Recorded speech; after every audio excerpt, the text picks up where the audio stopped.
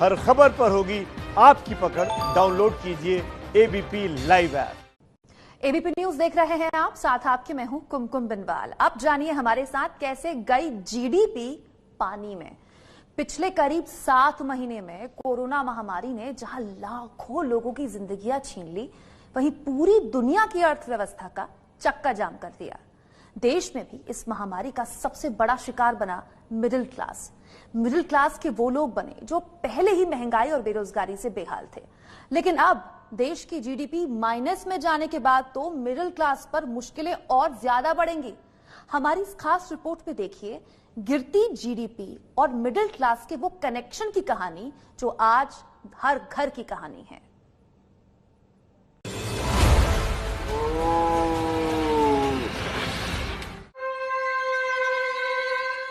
भैंस एक ऐसा जानवर है जिसे पानी से खास लगाव होता है। यही वजह है कि जब कभी भैंस किसी नदी, नाले या तालाब में चली जाती है तो फिर लंबे समय तक पानी से बाहर नहीं निकलती है। दरअसल भैंस का ये स्वभाव है कि उसे पानी में रहना पसंद है और इसीलिए ये मुहावरा बना कि गई भैंस पानी में।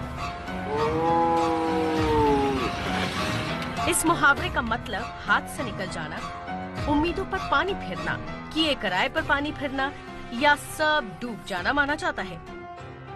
भैंस के इस मुहावरे की तरह ही देश की जीडीपी यानी सकल घरेलू उत्पाद के बारे में भी फिलहाल यही कहा जा सकता है कि गई जीडीपी। आखिर ये जीडीपी किस चिड़िया का नाम है? जनाब, जीडीपी चिड़िया नहीं बल्कि एक जहाज के तौर पर आप समझ सकते हैं जीडीपी को। जी हाँ, ये मेरे पीछे आप जहाज देख रहे हैं, इसी के तौर पर आप जीडीपी को जरा समझिए, जिसमें 1 नहीं, 2 नहीं, 3 नहीं बल्कि 4 इंजन हैं। 4 इंजन मतलब ये जीडीपी जो कैलकुलेट होती है वो होती है 4E से। अब ये जहाज आप देख रहे हैं और आप जरा समझिए किस तरीके से इसके ये 4E, 4 इंजन कौन कौन से हैं। ये 4E विस्तार से मैं आपको बताती हूं। पहला इंजन है कंजम्पशन एक्सपेंडिचर। कंजम्पशन एक्सपेंडिचर मतलब जो हम खर्च करते हैं गुड्स एंड सर्विसेज के लिए, जिसमें सामान खरीदना भी आ गया, सेवाएं खरीदना भी आ गया। दूसरा ई मतलब गवर्नमेंट एक्सपेंडिचर, जो सरकार खर्च करती है अपनी योजनाओं पर। अच्छा, अभी कोरोना काल हाल में चला और सरकार की तरफ से जो राहत पहुंचाई गई है खासतौर से गरीब तबके के लिए, जो फ्री राशन वाली सरकार स्कीम चला रही है कि छठ तक फ्री राशन दिया जाएगा गरीब तबके के लोगों को, तो वो सारा जो है वो इसी गवर्नमेंट एक्सपेंडिचर के अंदर आता है। तीसरा ई आ गया आपका इन्वेस्टमेंट एक्सपेंडिचर। इन्वेस्टमेंट एक्सपेंडिचर मतलब जो निवेश होता है, जो बड़ी बड़ी कंपनियां निवेश करती हैं ना, वो निवेश करती हैं, उद्योग बनता है, उद्योग से रोजगार पैदा होता है और उससे इकोनॉमी का चक्का घूमता है। तो ये होता है जीडीपी का तीसरा ई, इन्वेस्टमेंट एक्सपेंडिचर। और चौथा ई होता है नेट एक्सपोर्ट। मतलब कुल मिलाकर एक कंट्री जितना इंपोर्ट कर रही है, जो बाहर से सामान खरीद रही है, और जो एक्सपोर्ट कर रही है कुल, तो वो एक्सपोर्ट में से आप इंपोर्ट जब माइनस कर देते हैं तो निकल कर आता है जीडीपी का चौथा ई, जिसे कहते हैं नेट एक्सपोर्ट। अब ये 4 इंजन जीडीपी के आपने समझ लिए, लेकिन ये जो 4 इंजन हैं इस जीडीपी रूपी जहाज के, इन्हें कैलकुलेट कैसे करते हैं ये भी समझिए। तो ये जीडीपी रूपी जहाज जो 4 इंजन पर चल रहा है, आपने जान लिए ये 4 इंजन कौन कौन से हैं, लेकिन ये 4E कैसे चलते हैं? वो चलते हैं 8 सेक्टर से।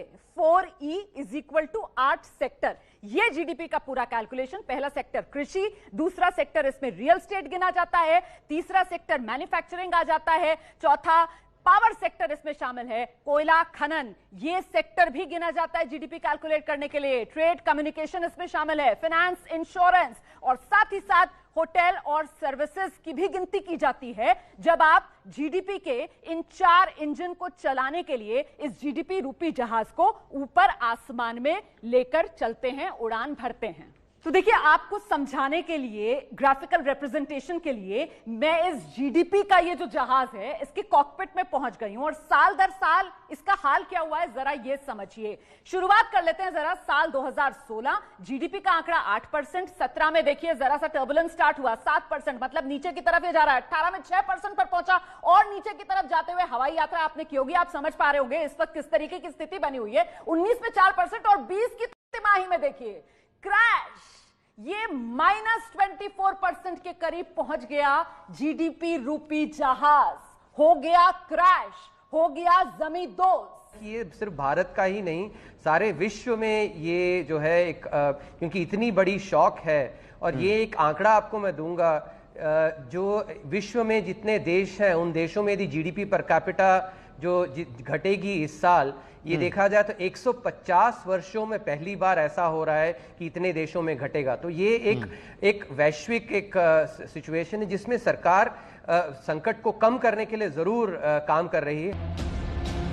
कोरोना के चलते लगे लॉकडाउन का सबसे बुरा असर देश के गरीब, किसान और उन लाखों मजदूरों पर पड़ा है जिनका शहरों में काम छूट गया है। लेकिन उस मध्य वर्ग की चर्चा कम ही हुई है जिस पर कोरोना की चौतरफा मार पड़ रही है।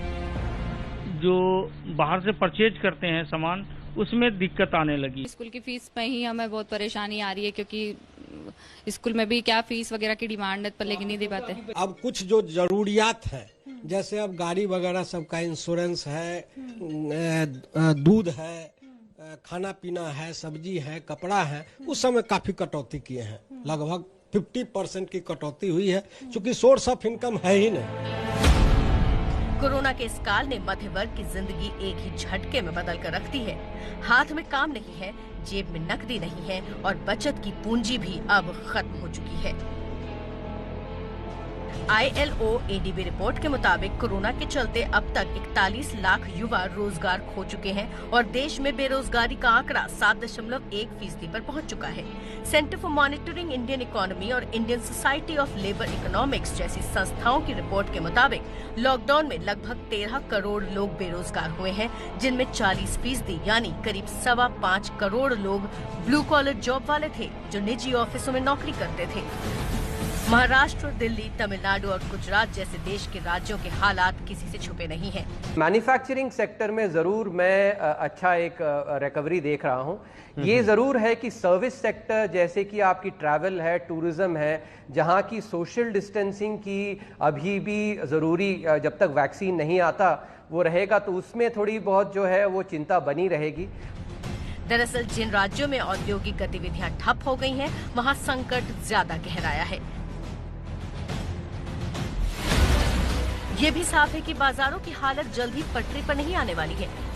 हालांकि ज्यादातर शहरों में बाजार खुल गए हैं, लेकिन 70% तक ग्राहक नदारद है।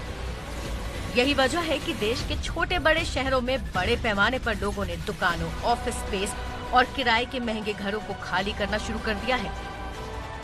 जाहिर है देश का मध्य वर्ग जान और जहान के दो पाटों में पूरी तरह पिस रहा है। सब्जी काटने का मन कर जाता है, बहुत काट लेंगे, लेकिन अब सोच के काटना पड़ता है, जो 4 ठो रख के काटे। फिर महंगाई बढ़ रही है। पहले हम 4-5 महीनों का सामान एक वाले स्टोर रख लेते थे बिग बाजार से, अब खुदरा मंगवा रहे हैं किलो हिसाब से। सब्जी में भी कुछ कटौती है, मार्केट कपड़ा लता में भी है कटौती है। मुजफ्फरपुर के अशोक कुमार पेशे से दुकानदार हैं। उनकी दुकान लॉकडाउन के चलते कभी खुलती कभी बंद होती रही। ऊपर से इस दौरान ग्राहक भी नहीं आए। हालत ये है कि 8,000 रुपए का घर किराया 2 महीनों से नहीं चुका सके। खर्च को कंट्रोल कैसे कर रहे हैं घर पे? खर्च को हम लोग खाना पीना में कंट्रोल कर रहे हैं। हम लोग मांसाहारी लोग हैं, वो भी आज 6 महीना हो गया हम लोग देखे भी नहीं है, नाम भी नहीं लेते हैं, इसलिए कि पैसे नहीं है तो नाम क्या लें, और किसी तरह गुजारा हो रहा है। खर्च में तो बहुत कमी हुई है, कोई आमदनी आइए नहीं रहा, 6 महीना से दुकान बंद है। खाना पीना में सब में कष्ट है, साग सब्जी में भी हरा सब्जी नहीं मिल रहा है, पैसा की कमी से जो भी मिलता है उसी में हम लोग एडजस्ट कर लेते हैं, दिक्कत बहुत है। कोरोना के इस दौर में लोग बेरोजगारी और महंगाई से कैसे निपट रहे हैं, इसकी एक मिसाल दिल्ली के दिलशाद गार्डन में रहने वाला ये ठाकुर परिवार भी है। पिछले 6 महीनों से नौकरी नहीं है, आमदनी बंद है, ऊपर से बच्चों की कॉलेज और स्कूल फीस में इनकी जमा पूंजी स्वाहा हो चुकी है।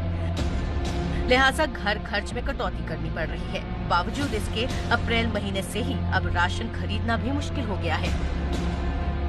बच्चे हमारे घी के बिना रोटी नहीं खाते थे, पहले तो मैं घी बंद कर दिया था, बच्चे घी नहीं खा रहे। जहाँ यानी 4 किलो 5 किलो तेल लाती थी, वहाँ 2 किलो 2.5 किलो में तेल का बजट है बस। और क्या कहूँ, जो सारे कम करना पड़ा हर चीज में। कोरोना के कहर की ये कहानी किसी एक शहर नहीं बल्कि पूरे देश के हालात को बयान कर रही है। पूरे देश में ऑटोमोबाइल सेक्टर, रेस्टोरेंट, होटल और ट्रैवल टूरिज्म के कारोबार पर तो कोरोना की जबरदस्त मार पड़ी है। Centre for monitoring Indian economy यानी CMIE के ताज़ा आंकड़ों के मुताबिक जुलाई के महीने में ही 50 लाख लोगों की नौकरियां जा चुकी हैं। कोरोना काल के दौरान अप्रैल से लेकर जुलाई के बीच के 4 महीनों में अभी तक देश में करीब 1,89,00,000 लोग अपनी नौकरी गंवा चुके हैं। CMIE के मुताबिक लॉकडाउन में मिडिल क्लास की आमदनी बुरी तरह प्रभावित हुई है। खास बात यह है कि देश का मध्य वर्ग जहां हर सेक्टर में ग्रोथ में अपना योगदान देता है, वहीं ये उपभोग का इंजन भी है। हमारे यहाँ पे जो लॉकडाउन हुआ था अप्रैल और मई के महीने में, वो लॉकडाउन बहुत ही सख्त था। और ये सख्त इसलिए होना पड़ा क्योंकि भारत एक बहुत विशाल आबादी वाला देश है। हमारे यहाँ पे लोग बहुत पॉपुलेशन डेंसिटी ज़्यादा है, तो इसके चलते जो लॉकडाउन है वो एक कठिन सा करना पड़ा। अंतर्राष्ट्रीय rating company Moody's investors service ने वित्त वर्ष 2020-2021 के लिए भारत की GDP 11.5% रहने की संभावना जताई है। ग्लोबल रेटिंग और रिसर्च एजेंसी गोल्डमैन सैश ने भी भारतीय अर्थव्यवस्था में 14.8% की भारी गिरावट का अनुमान जताया है। वैश्विक रेटिंग एजेंसी फिच ने चालू वित्त वर्ष में भारतीय अर्थव्यवस्था में 10.5% की गिरावट का अनुमान लगाया है। कई दूसरी अंतर्राष्ट्रीय एजेंसियों ने भी भारत की विकास दर का पहिया थमने की बात कही है। जहाँ तक जो आंकड़े दिखा रहे हैं, आंकड़ों में नज़र आ रहा है कि लॉकडाउन में जो स्थिति थी उसके मुकाबले अभी नौकरियों की स्थिति जो गणना क्वांटिटी के उसमें एक्चुअली बेहतर एक सिचुएशन आया है। लेकिन जो वेजेस हैं वो घटे हैं। तो इसीलिए जो अर्बन एम्प्लॉयमेंट है उस पे सरकार काम कर रही है। देश 6 महीने से कोरोना महामारी के चक्रव्यूह में फंसा है। इस बीच कारोबार और व्यापारी को पटरी पर लाने की कोशिशें भी जारी हैं, लेकिन इन 6 महीनों में आर्थिक तौर पर लोगों की कमर अब टूट चुकी है। भोपाल के MP नगर में वर्चुअल विजन एंड प्रोडक्शन के इस दफ्तर में सन्नाटा पसरा है। कंपनी के लोग इवेंट मैनेजमेंट और ब्रांड प्रमोशन का काम करते हैं, लेकिन हर साल करीब 1.25 करोड़ रुपए का कारोबार करने वाली इस कंपनी ने इस साल कोई कारोबार ही नहीं किया। कोरोना के पहले के दिनों में ब्रांड प्रमोशन के लिए जो एक्टिविटी की जाती थी, खासकर आउटडोर एक्टिविटी जैसे प्रमोशन के लिए ये सारे ब्रांड्स की एक्टिविटीज होती थी, मगर अब ये सारी बातें सपनों की बातें हो गई हैं। ये सारे धंधे से जुड़े लोग अब अच्छे हाल में नहीं हैं, क्योंकि अब कंपनी प्रमोशन पे कुछ पैसे खर्च कर ही नहीं रही हैं। हम जिन लोगों को दूसरा रोजगार दिला सकते थे हमने दिलाया, और अभी बहुत लिमिटेड स्टाफ के साथ 1-2 लोगों के साथ हम लोग नए क्लाइंट्स को अप्रोच कर रहे हैं। खर्चे जिसमें मोबाइल है और वाईफाई है, ये जो छोटे मोटे जो खर्चे हैं ऑफिस के जरूरी, ये हम मेंटेन कर पा रहे हैं। बाकी हमने सारे खर्चे बंद कर रखे हैं। कोरोना के इस दौर में बेरोजगारी की लाखों कहानियां हैं। एक ऐसी ही कहानी अंकुर त्यागी की भी है। कोटा के सोगरिया इलाके में रहने वाले अंकुर त्यागी का रेलवे स्टेशन इलाके में फोटोग्राफी और वीडियोग्राफी का स्टूडियो था, लेकिन कोरोना की वजह से जब काम ठप हो गया तो पहले स्टूडियो बंद करके घर से काम शुरू किया।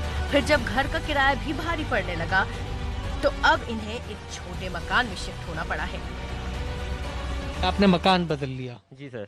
पहले यहाँ कितना किराया देते थे आप? सर पहले यहाँ 12,000 रुपये समथिंग किराया जाता था, और अभी मैं 5,000 रुपये कुल ले रहा हूँ। तो हम लोगों का तो बिल्कुल ऐसा हो गया है कि अभी 6 महीने से, मतलब मैं क्या बताऊँ, मतलब 10-15 हज़ार रुपया कुल काम किया होगा मैंने इन 6 महीने में। जबकि पहले मैं अच्छे भले आराम से हम जो काम करते थे 50-60 हज़ार रुपये आराम से महीने का बनता था। अभी हमारी अंकुर से बात हुई, उन्होंने बताया कि आमदनी कम हुई लॉकडाउन की वजह से। घर पर असर पड़ा इसका? बहुत असर पड़ा सर, क्योंकि पहले जितना खर्चा होता था अब हम बहुत ज़्यादा कटौती करते हैं, और जितना भी कोशिश करते हैं कि हमारा कुछ वेस्ट ना हो और हम अपना मतलब बजट में ही कर सकें, क्योंकि हमारे पहले से बहुत मतलब ना के बराबर हो चुका है काम। जाहिर है कोरोना मध्य वर्ग के लिए मुश्किलों का एक ऐसा भंवर बन चुका है जिसका कोई किनारा दूर दूर तक नजर नहीं आ रहा है।